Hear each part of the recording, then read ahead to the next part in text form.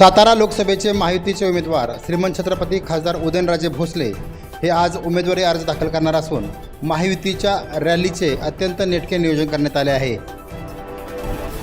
सकाळी 11:50 गांधी मैदान राजवाडा येथून या महारॅलीला सुरुवात होईल।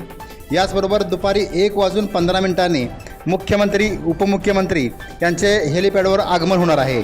याचबरोबर 1:25 हे उपमुख्यमंत्री व मुख्यमंत्री हे सर्वजण या रॅलीमध्ये सहभाग घेतील आणि दुपारी 1:30 खासदार उदयनराजे भोसले यांचे भाषण होणार आहे। यासह उपमुख्यमंत्री अजितदादा पवार यांचं भाषण, यानंतर उपमुख्यमंत्री देवेंद्र फडणवीस यांचं भाषण आणि यानंतर मुख्यमंत्री एकनाथ शिंदे यांचं भाषण होणार आहे।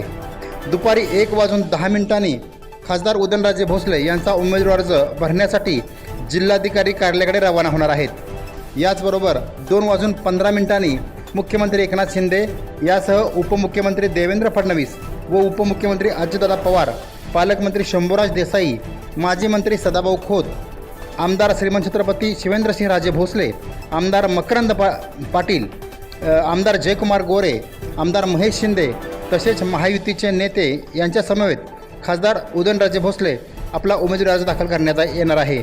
यानंतर रॅलीची सांगता होणार आहे।